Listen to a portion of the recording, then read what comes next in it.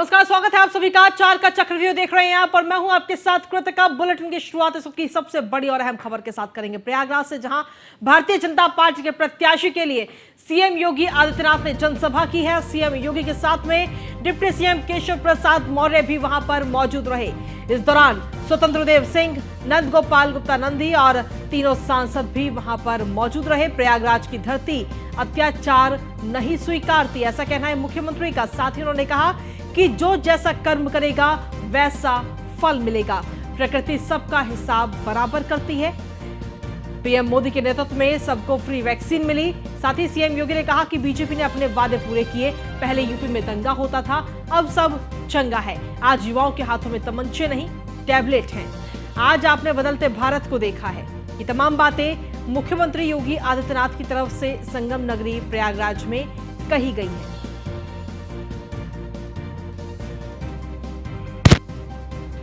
सत्र के पहले के उत्तर प्रदेश को भी देखा है। ये वही उत्तर प्रदेश था जिस उत्तर प्रदेश में पर्व और त्योहार, भय और आतंक के साए में व्यक्ति कांपता था। पर्व और त्योहार आते थे, लोगों को लगता था पता नहीं अब क्या हो जाएगा। लेकिन आज आप देख रहे होंगे, पर्व और त्योहार आते हैं, लोगों के घरों में खुशहाली आती है। पर्व और त्योहार के सही मायने आज पता लगते हैं। आज प्रदेश में कर्फ्यू नहीं, दंगा नहीं, आज तो उत्तर प्रदेश में सब और चंगा ही चंगा है। और भाइयों बहनों, इसलिए है क्योंकि सरकार की कार्रवाई जीरो टॉलरेंस की है।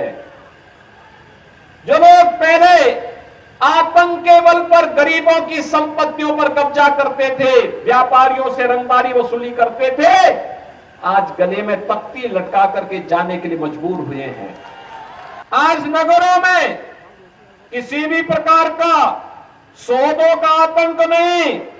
आज तो हमारे नगर सेफ सिटी हो रहे हैं। बेटियां स्कूल जा सकती हैं, व्यापारी व्यापार कर सकता है।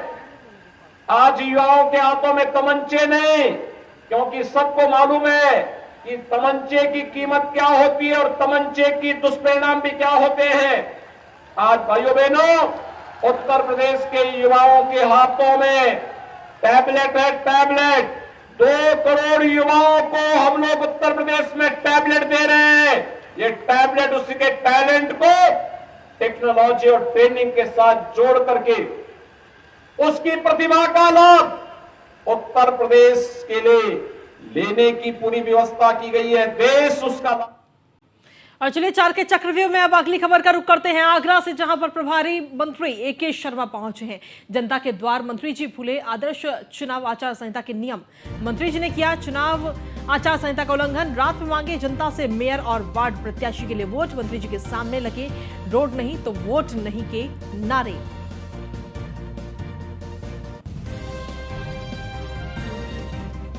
तो बड़ी खबर आप तक पहुंचा रहे हैं। रात में जनता से मेयर और वार्ड प्रत्याशी के लिए वोट की अपील करते हुए मंत्री जी नजर आए, लेकिन मंत्री जी के सामने ही रोड नहीं तो वोट नहीं के नारे भी लगाए गए। आपका विषय में रखूंगा और अगर नहीं रख पाता हूं तो मैं उसके लिए आप लोग क्षमा प्रार्थी हूं, पर मैं इतनी बात को सुनने का प्रयास करें। आदरणीय मंत्री जी, 5 वर्ष से यहाँ की जनता इस समस्या तभी नहीं पता, आपसे पहले यहाँ बोल दिया गया है, लेकिन वो बातें आप तक नहीं पहुँचाई जाएंगी कि कितने मिसकैरेजेस हो चुके हैं। ये कागज हमारे हाथ से खोएगा नहीं, इतना मैं वादा करता हूँ। बाकी चूंकि हमारे ऊपर कुछ काम उन्हीं के रईसों से मिलने का कार्यक्रम था। स्वाभाविक बात है कि चुनावी समय है, चुनाव की बात हमने भी किया, चुनाव की बात उन्होंने भी किया। मैंने उनकी समस्याएं समझी और साथ ही उनको भारतीय जनता पार्टी के मेयर पद के प्रत्याशी और हमारे पार्षद के प्रत्याशी के पक्ष में मतदान करने के लिए मैंने प्रेरित किया। यहाँ का वातावरण देख करके मुझे ऐसा अवश्य लगा कि कुछ समस्याएं हैं, उन्हें भविष्य में इनके ऊपर काम करना आवश्यक है। लेकिन साथ ही पूरा का पूरा जो जनमानस है भारतीय जनता पार्टी का है, भारतीय जनता पार्टी के पक्ष में मतदान करने वाला है।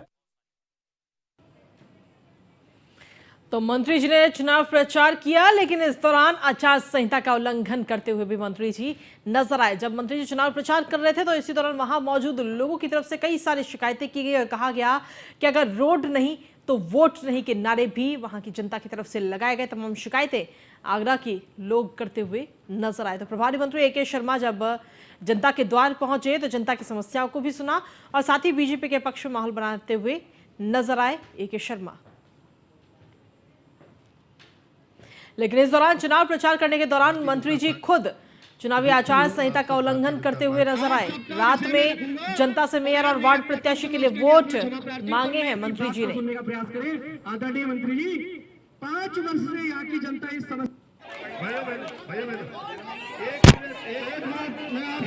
कभी नहीं पता, आपसे पहले यहाँ बोल दिया गया है, लेकिन वो बातें आप तक नहीं पहुंचाई जाएंगी कि कितने मिसकैरेजेस हो चुके हैं। ये कागज हमारे हाथ से खोएगा नहीं, इतना मैं वादा करता हूँ। बाकी चूंकि हमारे ऊपर कुछ काम अधिक जानकारी के साथ संवाददाता कृष्णा त्यागी हमारे साथ जुड़ गए। कृष्णा, क्या कुछ ताजा अपडेट है आपके पास में? मंत्री जी जब चुनाव प्रचार कर रहे थे तो इस दौरान आदर्श आचार संहिता का उल्लंघन तो हुआ ही, लेकिन साथ ही लोगों की तरफ से तमाम शिकायतें भी मंत्री जी से की गई। बिल्कुल, मैं आपको बता दूं कि जिस तरह से ये नगर विकास मंत्री आगरा में पहुंचे तो उनका कल आगरा में आगमन था। तो आगरा में आगमन के बाद जैसे जो चुनाव का जो समय था उसके समय के अनुसार जो अतिरिक्त समय था, उस समय उन्होंने वहां पर लोगों से चौपाल लगा के वार्तालाप की। तो सबसे महत्वपूर्ण बात ये थी कि आगरा में कई ऐसे वार्ड थे जहां पर लोग वोट के लेकर बहिष्कार कर रहे थे। सबसे ज्यादा ऐसी जगह थी जहां बीजेपी के पार्षद रहे, बीजेपी के लोगों ने वहां पर विकास कार्य न कराने को लेकर लोगों ने वोट का बहिष्कार किया। ऐसे वार्ड में उन्होंने चौपाल लगाई तो वहां पर ए.के. शर्मा मौजूद थे। तो इस समय उन्होंने आचार संहिता के उल्लंघन के साथ साथ लोगों ने उसका विरोध किया। लोगों ने अपनी समस्याएं बताई जन चौपाल के समय। हालांकि वहाँ नगर विकास मंत्री ए.के. शर्मा थे, उन्होंने इस बात का आश्वासन दिया लोगों को कि आने वाले समय पे आपकी समस्याओं का निस्तार किया, लेकिन कोई भी बात वहाँ के लोग मानने के लिए तैयार नहीं। लोगों ने उनके सामने खुलकर विरोध किया। उन्होंने कह दिया कि हम इस बार वोट नहीं करेंगे क्योंकि हमारे वार्ड में आपके पार्षदों ने विकास कार्य नहीं किया। तो निश्चित तौर से काफी लोग ऐसे मिले जिन्होंने खुलकर विरोध किया। इस तरह के वीडियो वायरल हुए। उन लोगों ने ए.के. शर्मा नगर विकास मंत्री के सामने अपनी समस्या बताई, लेकिन मानने के लिए तैयार नहीं हुई।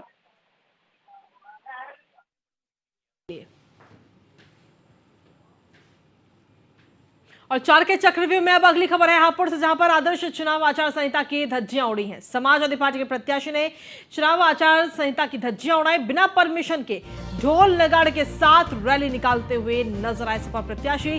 गढ़मुक्तेश्वर नगर पालिका से सपा प्रत्याशी हैं सोना सिंह, जिन्होंने ढोल नगाड़े के साथ में ये रैली निकाली है।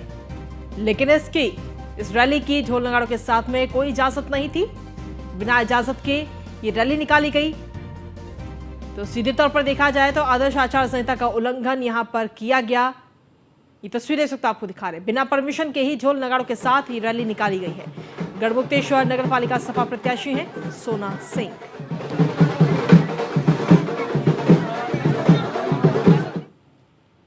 वहीं श्रावस्ती में निकाय चुनाव को देखते हुए आज से शराब की दुकानें बंद की गई हैं। अब मतदान के बाद ही शराब की दुकानें खोली जाएंगी। जिलाधिकारी नेहा प्रकाश ने आदेश पर शराब की दुकानें बंद कराई हैं। आदेश पालन न करने वालों के खिलाफ सख्त कार्रवाई के आदेश दिए गए हैं।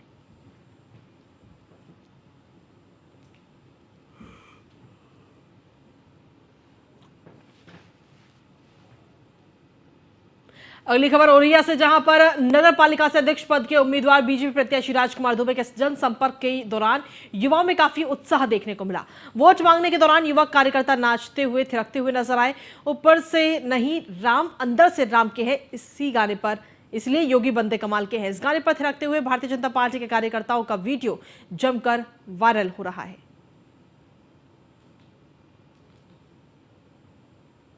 अंदर से राम के है, ऊपर से नहीं है, अंदर से राम के है, बस इसीलिए योगी, बंदे कमाल के है। अगली महत्वपूर्ण खबर है लखनऊ से, जहां पर गृह विभाग ने एलडीए से जांच रिपोर्ट तलब की है। अलाया अपार्टमेंट गिरने के मामले में गृह विभाग ने एलडीए से जांच रिपोर्ट तलब की है। गृह विभाग ने मंडलायुक्त की अध्यक्षता में जांच में कई चीजें स्पष्ट नहीं होने पर आंतरिक रिपोर्ट मांगी है। आपको बता दें कि 24 जनवरी 2023 को अलाया अपार्टमेंट गिरने से 3 लोगों की मौत हुई थी। शासन के आदेश पर मंडलायुक्त की अध्यक्षता में 3 सदस्यीय समिति का गठन हुआ था, जिसके बाद में और समिति ने 12 मार्च को गृह विभाग को अपनी पूरी जांच रिपोर्ट सौंपी थी। समिति की रिपोर्ट में कई चीजें स्पष्ट नहीं हुई, जिसके बाद में लखनऊ डेवलपमेंट अथॉरिटी से भी जांच रिपोर्ट मांगी गई है। अधिक जानकारी के साथ संवाददाता अश्विनी जुड़ गए। अश्विनी, क्या कुछ ताजा अपडेट आपके पास इस पूरे मामले पर? बिल्कुल, आपको बता दें 24 जनवरी 2023 को अलाया अपार्टमेंट जो 5 मंजिला था वो गिर गया था, जिसमें 3 महिलाओं की दर्दनाक मौत हुई थी। उसके बाद शासन के निर्देश पर जो है एक जांच कमेटी बनाई गई थी, जिसमें मंडलायुक्त थी, उसके अध्यक्ष थे और साथ ही साथ 2 अन्य अधिकारी थे। जांच रिपोर्ट जमा की गई थी। 12 अप्रैल को समिति ने अपनी रिपोर्ट जो है गृह विभाग को दी थी और कहीं ना कहीं गृह विभाग को लगा कि इसमें तमाम चीजें स्पष्ट नहीं है, जिसके बाद अब एलडीए से गृह विभाग ने आंतरिक रिपोर्ट की जांच रिपोर्ट मांगी है, जिससे चीजें ज्यादा स्पष्ट हो पाएंगी कि किस तरीके से अलाया अपार्टमेंट बनकर तैयार हुआ, कौन कौन से अधिकारी उस दौरान रहे, क्या क्या चीजें रही, साथ ही साथ 3 अधिकारियों ने एनओसी दी। इन तमाम चीजों को लेकर के एलडीए ने चीज नहीं भी जांच की थी। निश्चित तौर पर एलडीए जांच जब अपनी सौंपेगा गृह विभाग तो उसके बाद कहीं ना कहीं समीक्षा होगी कि कौन कौन से अधिकारी जो है इसके जिम्मेदार थे और निश्चित तौर पर उसके बाद कार्रवाइयों का दौर भी देखने को मिल सकता है। जी ठीक है, बहुत बहुत शुक्रिया तमाम जानकारी और अपडेट्स देने के लिए अश्विनी। और खबरों में आगे बढ़ेंगे। अगली खबर मेरठ, जहां पर स्वास्थ्य महकमे में 90 पदों पर फर्जी नियुक्तियों का मामला सामने आया। सीएमओ के जाली हस्ताक्षर से 90 पदों पर फर्जी नियुक्तियां हुई। फर्जी नियुक्ति पत्र वायरल होने पर मामले का खुलासा हुआ है। सीएमओ मेरठ ने पूरे मामले की शिकायत पुलिस से की है। फर्जी नियुक्ति पत्रों के जरिए युवाओं से ठगी की भी संभावना जताई जा रही है। किसी बड़े गिरोह के शामिल होने की भी संभावना इस दौरान जताई गई। नियुक्ति पत्र में महानिदेशक चिकित्सा स्वास्थ्य विभाग का हवाला दिया गया। चयन लिखित परीक्षा से होने की बात भी कही गई। मेरठ पुलिस पूरे मामले की जांच पड़ताल में फिलहाल जुटी हुई है।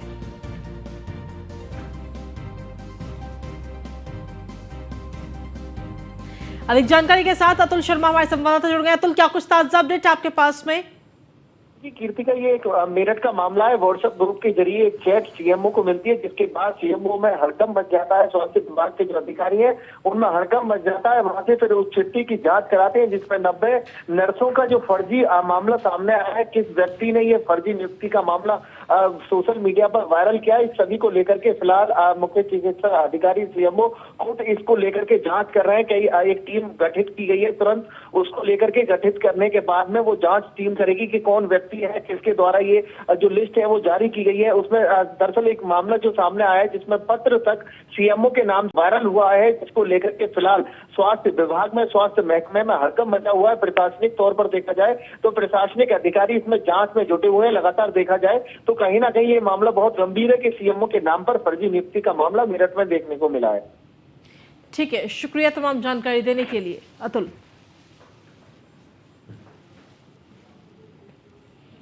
और बुलेटिन में आगे बढ़ेंगे। यूपी के बुलंदशहर में निकाय चुनाव में भाजपा के मान्यों ने अपनी पूरी ताकत झोंक दी है। गुलावटी में भाजपा के एमपी सुरेंद्र नागर, एमएलए लक्ष्मीराज और जिला पंचायत अध्यक्ष डॉक्टर अतुल तेवतिया ने बीजेपी प्रत्याशी शैलेश तेवतिया के पक्ष में चुनाव प्रचार किया और वोट मांगे।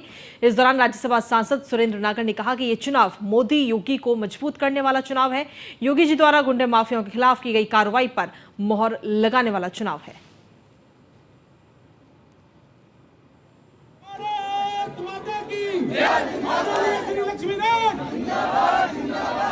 भारतीय जनता पार्टी जिंदाबाद जिंदाबाद, चप्पा चप्पा। गुलावटी के प्रत्याशी। और अगली खबर बरेली से, जहां पर अलायंस ग्रुप के 90 करोड़ की संपत्तियां जब्त की गई। अलायंस ग्रुप के डायरेक्टर रमनदीप की संपत्ति जब्त की गई, जिसमें अमनदीप, हनी भाटिया, अरविंद सिंह की संपत्ति भी जब्त की गई है। युवराज सिंह और सतवीर सिंह की भी संपत्तियां जब्त की गई।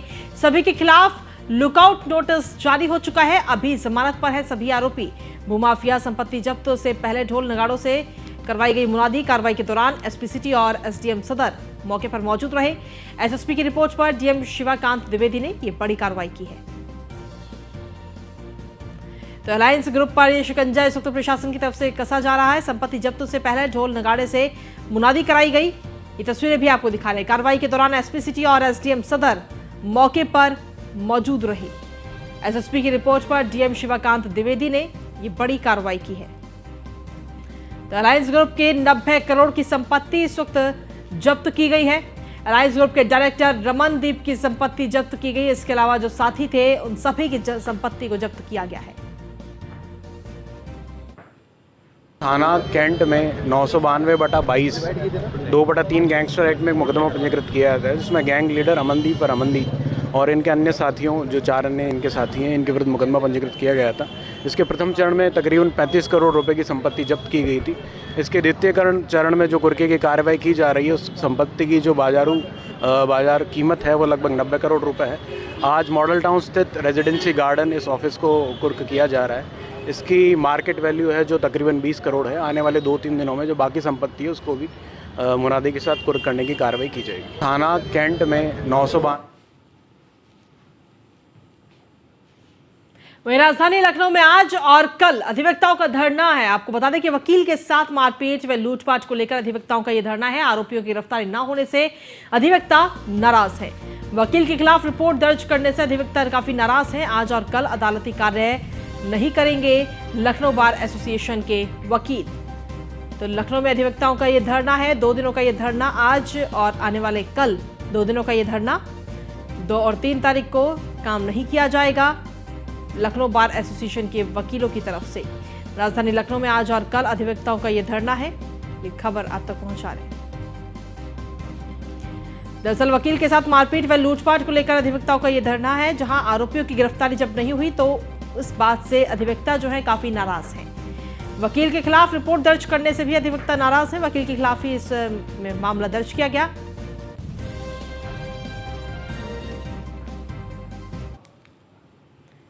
अगली खबर बिजनौर से, जहां पर सपा और आरएलडी की रैली आमने सामने आ गई। एक दूसरे से भिड़ने को तैयार दिखे समर्थक। नगर पालिका अध्यक्ष पद के दावेदार आमने सामने दिखे। मामला को देख पुलिस के भी पसीने कहीं ना कहीं छूट गए। इस पूरे मामले में ये तस्वीरें इस वक्त आपको दिखा रहे हैं। कड़ी मशक्कत के बाद पुलिस ने रैली को रवाना किया। शहर बिजनौर के जानी के चौराहे का ये पूरा मामला आप तक पहुंचा रहे हैं। तो ये तस्वीरें भी इस वक्त आपको दिखा रहे हैं। हालांकि कहने के लिए तो समाजवादी पार्टी और आरएलडी का गठबंधन है, लेकिन समर्थकों में आप देख सकते हैं कि किस तरीके से जब समर्थक 2 रैलियां जब आमने सामने हुई तो समर्थक किस तरीके से भिड़ते हुए नजर आए। अधिक जानकारी के साथ संवाददाता फैजल जुड़ गए हैं। फैजल, कहने के लिए तो समाजवादी पार्टी और आरएलडी का गठबंधन है, लेकिन यहां पर समर्थकों के बीच में ऐसा कुछ खास नजर नहीं आया।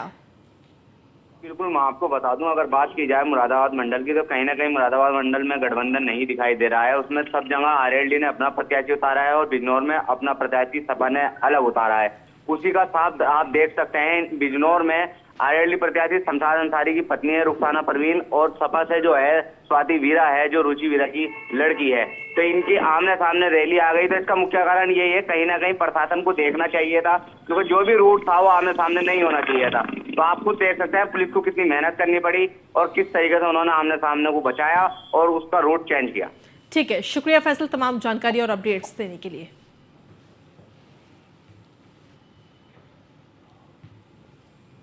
और 4 के चक्रव्यूह में अगली खबर मुजफ्फरनगर से, जहां पर अवैध तमंचा फैक्ट्री का पर्दाफाश किया गया। चरथावल पुलिस और एसओजी की टीम ने यह पर्दाफाश किया है। तमंचा फैक्ट्री से 162 बने हुए और अधबने तमंचे भी बरामद किए गए।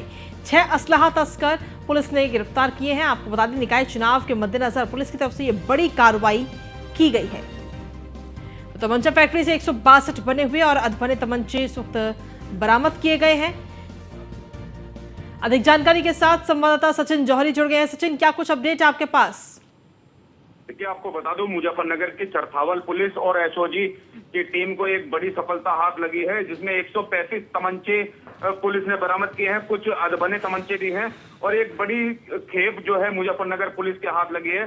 6 जो तस्कर हैं अवैध असलाह के, उनको भी पुलिस ने गिरफ्तार किया है। उनसे पूछताछ की जा रही है कि कहाँ चुनाव का समय है, कहां पर इन्हें सप्लाई करने थे, कहां कौन कौन लोग इनके संपर्क में थे। किसी तरह का कोई राजनीतिक दल का व्यक्ति इनके संपर्क में तो नहीं था। तो पूरी तरह से गहनता से पूछताछ जारी है और ये एक बड़ी सफलता मुजफ्फरनगर पुलिस के हाथ लगी है।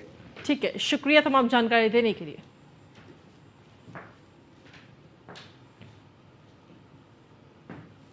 अगली खबर बागपत, जहां पर जिला पंचायत के प्रशासनिक अधिकारी ने ईमान बेचा। आपको बता दें, एंटी करप्शन की टीम ने रिश्वत लेते हुए रंगे हाथों से गिरफ्तार किया है। 10,000 रुपए की रिश्वत लेते हुए रंगे हाथों गिरफ्तार किया गया। विवाह मंडप का नक्शा मंजूर करने के नाम पर यह रिश्वत ली गई। आरोपी अधिकारी के खिलाफ बागपत कोतवाली में केस दर्ज भी किया गया।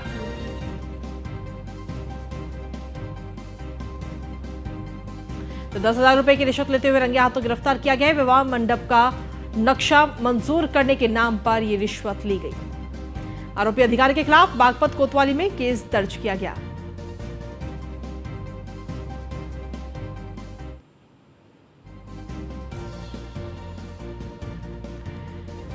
तो बागपत की खबर आप तक पहुंचा रहे हैं। एंटी करप्शन की टीम ने रिश्वत लेते हुए रंगे हाथों गिरफ्तार किया है। 10,000 रुपए की रिश्वत लेते हुए रंगे हाथों गिरफ्तार किया गया है। आपको बता दें कि विवाह मंडप का नक्शा मंजूर करने के नाम पर यह रिश्वत ली गई है। पूरा मामला इस वक्त सामने आया है और आरोपी अधिकारी के खिलाफ बागपत कोतवाली में भी केस दर्ज किया गया है। अधिक जानकारी के साथ संवाददाता विकास जुड़ गए हैं। विकास, क्या कुछ अपडेट आपके पास? जी, मैं आपको बता दूं, आज बागपत के अंदर एक प्रशासनिक अधिकारी रिश्वत लेते हुए पकड़ा गया है। रिश्वत में 10,000 रुपए रिश्वत ले रहा था। एंटी करप्शन टीम ने नंगे हाथों पकड़ा गया है। सबसे बड़ी बात है कि जो जिला पंचायत के अंदर लगातार रिश्वत लेने का मामला सामने आ रहा था, वहीं पर बागपत जनपद के रहने वाले गौरव ने इसकी शिकायत की थी। उसने बताया था कि उसको अपना एक विवाह मंडप बनाना था, उसका नक्शे की सही करानी थी। इसी को लेते हुए उनसे 50,000 की रिश्वत मांगी गई थी, जिसमें 20,000 रुपए वे दे चुके थे और 30,000 की और मांग की जा रही थी। उससे परेशान होकर उसने मेरठ की शिकायत की गई, जहाँ पर एक टीम को गठित किया गया। जो टीम ने आज उसे, जो यहाँ पर रिश्वत लेने वाला है सुभाष, जो प्रशासनिक अधिकारी है जिला पंचायत में, उस टीम ने उसको पकड़ा है और उस पर जितनी है अभी विविध कार्रवाई की जा रही है। जी ठीक है, शुक्रिया तमाम जानकारी देने के लिए विकास।